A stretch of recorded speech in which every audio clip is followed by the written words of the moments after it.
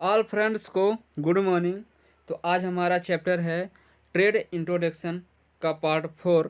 तो हमारे वीडियो को आप सब्सक्राइब करें, अपने दोस्तों के बीच शेयर करें और बेल आइकन को प्रेस करें और बड़ा सा लाइक करें ताकि हमारे वीडियो का नोटिफिकेशन आप तक मिलता रहे।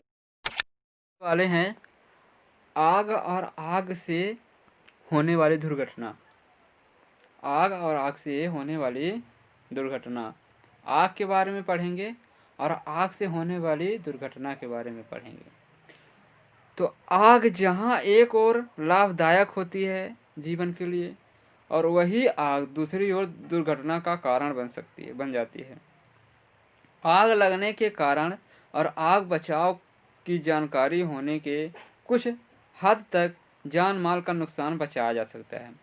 अगर आग लग जाती है तो आपको जानकारी अगर आग बुझाने की है तो कुछ हद तक अपना खुद का सामान या मतलब किसी अदर या मान लीजिए बगल वाले की कुछ आग से नुकसान हो रही है तो आप उसे बचा सकते हैं।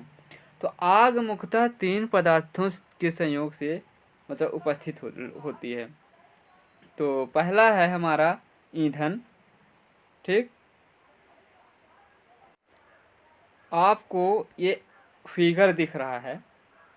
आग मुख्यतः कितने संयोग की उपस्थिति में लगती है?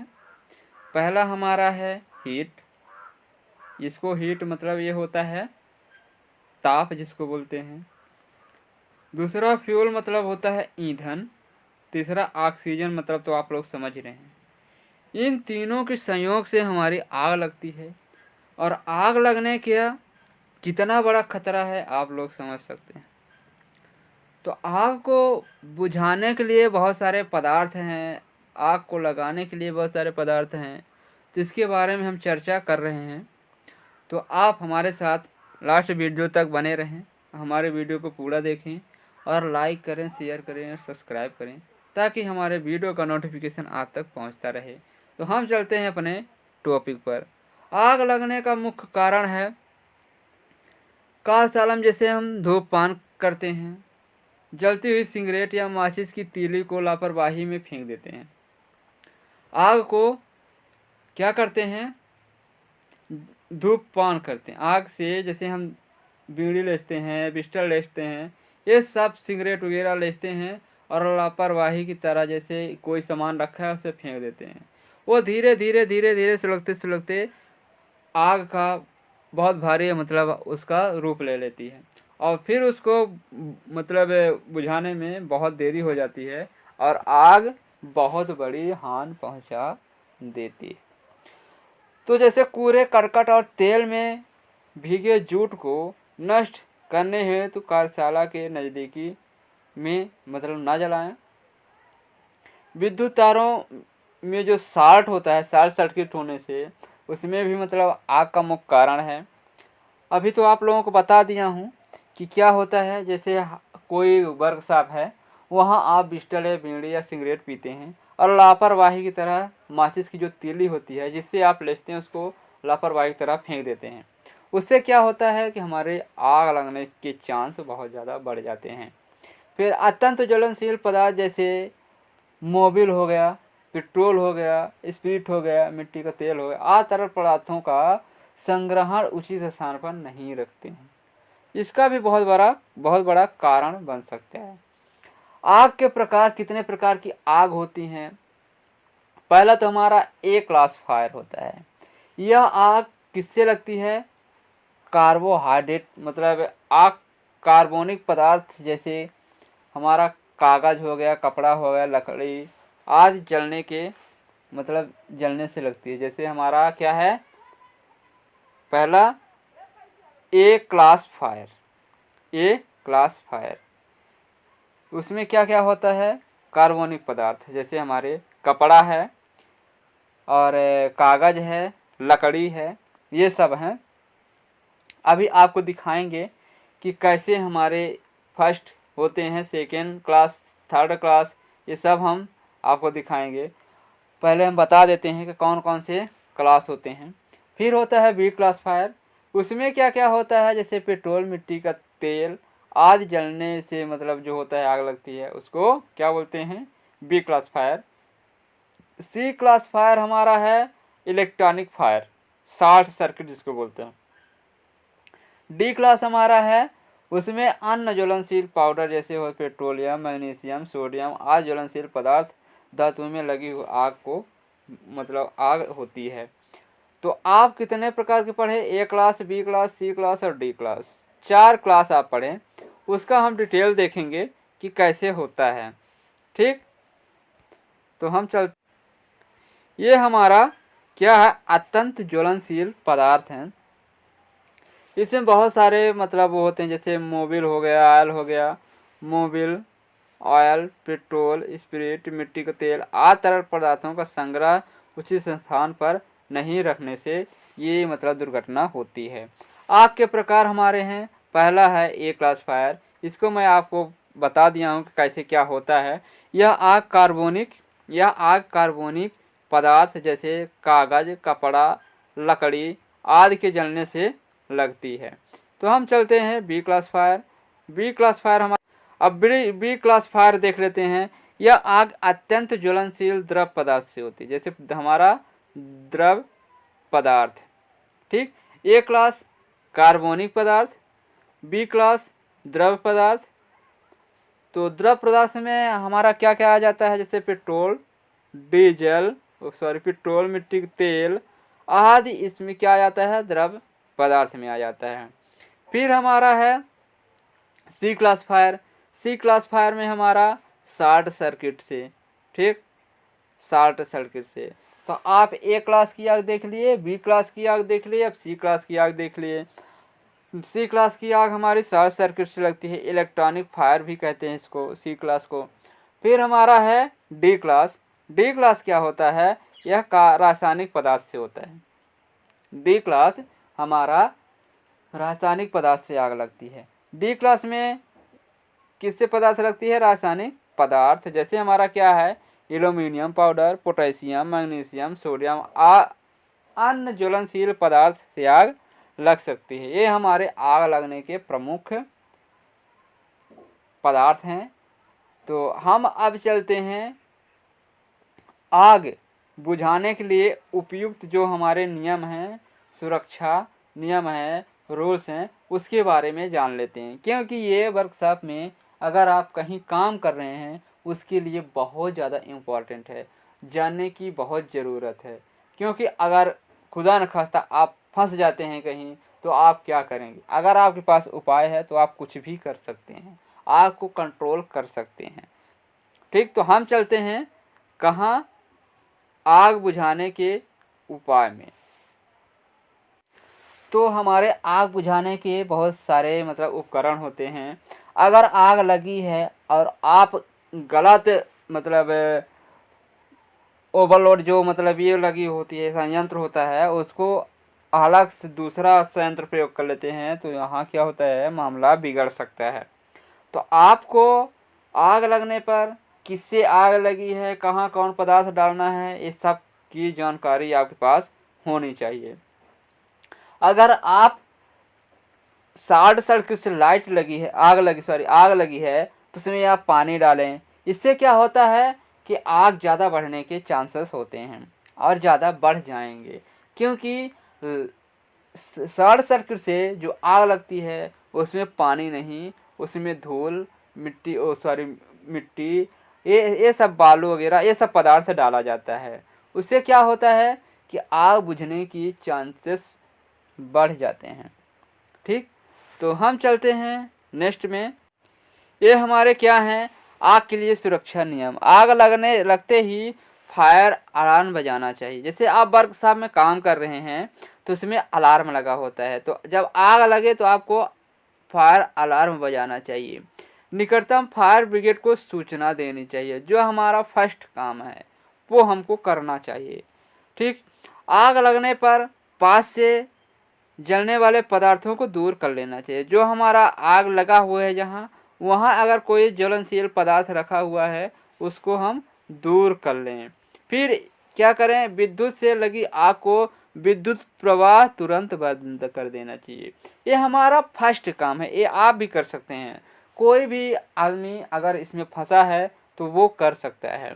ठीक, आग से चारों ओर से घिर जाने के बाद तुरंत बाहर निकलने की कोशिश करना चाहिए।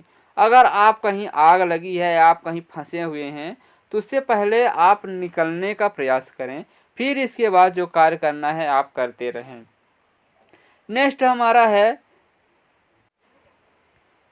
जो शरीर के कपड़ों में आग लग जाने पर दौड़ने के बजाय आग वाले स्थान से हटकर फर्श पर लेटकर रोल के रूप में गुड़कना चाहिए। मतलब ये क्या होता है कि अगर आपके कपड़े में आग लगी है पूरे, तो आपको भागना नहीं चाहिए, क्योंकि हवा जितना ही पाएगा वो उतना ही आग बढ़ेगा। तो आप एक स्थान में फर्श में या ज़मीन में लेटकर जैसे रोलिंग करते हैं वैसे आप रोलिंग करें, तो आग धीरे धीरे करके बुझ जाएगी। या कि आपके पास कोई कंबल वगैरह है उसको व्यक्ति के ऊपर ढक दें, क्योंकि वो जब तक ऑक्सीजन नहीं पाएगा तो आग नहीं लगेगा, आग बुझ जाएगा। आग लगने पर धैर्य बनाए रखें और जोर से आग पुकारना चाहिए। मतलब धैर्य बनाए रखें और आग को जोर जोर से पुकारना चाहिए। ठीक, ताकि आसपास के लोग आपकी सहायता कर सकें। तो हम चलते हैं, अब हमारा क्या, आग बुझाने की जो विधियां हैं उसके बारे में जान लेते हैं, कैसे हम आग बुझाते हैं। तो वर्कशॉप के लिए ये बहुत ज़रूरी है कि हम कैसे आग बुझाएं, कैसे आग को कंट्रोल करें। अगर आग कहीं लगी है, किससे लगी है, शॉर्ट सर्किट से लगी है, ऑयल से लगी है, कपड़ों में लगी है, जिस पदार्थ में लगी हो आप उस प्रकार के मतलब संयंत्र प्रयोग करें। अगर आप तेल से आग लगी है, जैसे मिट्टी का तेल हो गया, और मिट्टी के तेल ही डालने लगे तो उससे आग क्या होता है, बढ़ता है, आग बुझने का चांसेस बहुत कम होता है। तो हम चलते हैं अपने आग बुझाने की जो विधियां हैं उसको जान लेते हैं क्या होता है। हमारी जो आग बुझाने की विधियां हैं वो बहुत प्रकार के हैं। पहला है स्टारवेशन, ब्लैक शीट, कूलिंग, अग्निशामक, बहुत सारे मतलब पदार्थ हैं उसका हम प्रयोग कर सकते हैं। तो अग्निशामक जो फायर एक्सटिंग्विशर होता है उसका भी प्रयोग कर सकते हैं। पाउडर होता है हमारा, सीटीसी होता है, फोम अग्निशामक होता है, बहुत सारे मतलब ये पदार्थ हैं जिसको हम आग के अनुसार इसका प्रयोग हम कर सकते हैं। तो हम चलते हैं, पहले आग बुझाने की विधियां जान लेते हैं क्या होती है। आग बुझाने के लिए मुख्यतः निम्न मतलब बातों को ध्यान में रखना चाहिए। आग को बुझाने के लिए हमको निम्न बातों का ध्यान में रखना चाहिए। पहला है स्टारवेशन। इसके अंतर्गत आग लगने पर आसपास के क्षेत्र से जो ज्वलनशील पदार्थ है उसको दूर हटा देना चाहिए। हमारा स्टारवेशन जो होता है, स्टारवेशन में क्या होता है, जैसे हमारे कहीं वर्कशॉप में आग लगी है तो आग को जो पदार्थ बढ़ाता है उसमें अगर आग नहीं लगी है, पास में रखा हुआ है, तो उसको हम क्या करें, थोड़ा दूर हटा दें ताकि उसमें आग ना लगे। फिर हमारा है ब्लैक शीट। ब्लैक शीट में क्या होता है, आग लगी क्षेत्र को स्वतंत्र हवा के बहाव को रोक देना चाहिए। ब्लैक शीट में हमारा क्या आ जाता है, जैसे हमारे कहीं कमरे में आग लगी है तो क्या है कि खिड़कियां दरवाजे बंद कर देना चाहिए, क्योंकि उसमें हवा नहीं आएगी तो आग ज़्यादा नहीं फैलेगी। फिर हमारा है कूलिंग। कूलिंग का क्या होता है, कूलिंग के बारे में अब बताने जा, जो हमारा कूलिंग है, कूलिंग आग के क्षेत्र में जलने वाले पदार्थों की गर्मी को कम कर देता है। अगर आप किसी कमरे में हैं, अगर आपके कमरे में शॉर्ट सर्किट की वजह से आग लगती है तो आप क्या करें, वहाँ ठंडा माहौल बनाएं। ठंडा माहौल बनाएं। तो हमारा नेक्स्ट है अग्निशामक, फायर एक्सटिंग्विशर।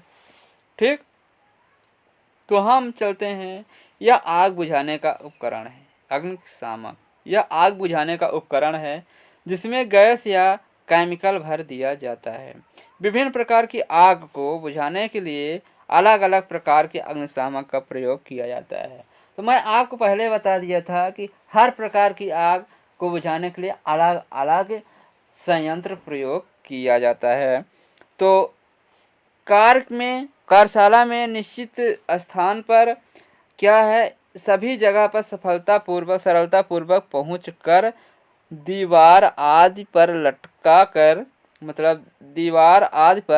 लटका दिए जाता है, जिससे आग लगने पर उसकी नोब जो होती है दबाकर उससे आग बुझा उसमें केमिकल की बोतल को तोड़ा जाता है। तो हम चलते हैं अब नेक्स्ट। अब यहाँ हम देखते हैं हमारा 2 संयंत्र रखा हुआ है। एक ये है फोम एक्सटिंग्विशर और दूसरा है हमारा ड्राई पाउडर एक्सटिंग्विशर। ठीक, तो इसमें क्या होता है, हमारा फायर जो एक्सटिंग्विशर होता है, इसी तरह आपको क्या होगा कंपनियों में के वर्कशॉप में देखने को मिलेगा। ठीक, तो क्या होता है कि जैसे हमारा ये है तो हम इसको क्या करते हैं, दबाते हैं। जो हमारा ये है इसको हम दबाएंगे तो जो हमारी पाइप है यहाँ से हमारे क्या निकलते हैं, पदार्थ निकलते हैं, और वो क्या होते हैं, आग में ऑक्सीजन कम करते हैं। इसीलिए ऑक्सीजन अगर आपके आग में कम हो जाएगी या ऑक्सीजन नहीं मिलेगी तो हमारी आग क्या हो जाएगी, बुझ जाएगी। क्योंकि हमारी आग कैसे लगती है, 3 पदार्थ से लगती है।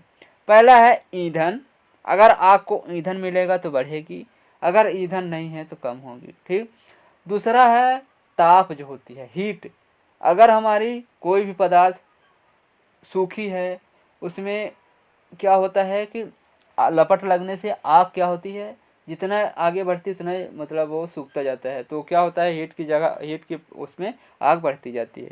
और तीसरा क्या है हमारा, ऑक्सीजन है। ऑक्सीजन अगर जहाँ मिलेगी आग वहाँ लगेगी, और ऑक्सीजन नहीं मिलेगी तो आग बुझ जाएगी। तो हमारा है फायर एक्सटिंग्विशर जो होता है उसके प्रकार हैं, बहुत सारे प्रकार हैं, तो उसके बारे में हम चर्चा करेंगे। तो फायर एक्सटिंग्विशर के प्रकार को हम नेक्स्ट वीडियो में देखेंगे। आज के लिए इतना ही। तो आज अगर आपको हमारा वीडियो अच्छा लगा होगा तो प्लीज़ हमारे वीडियो को लाइक करें, शेयर करें और सब्सक्राइब करें। तो हम चलते हैं, मिलते हैं नेक्स्ट वीडियो के पास। जय हिंद।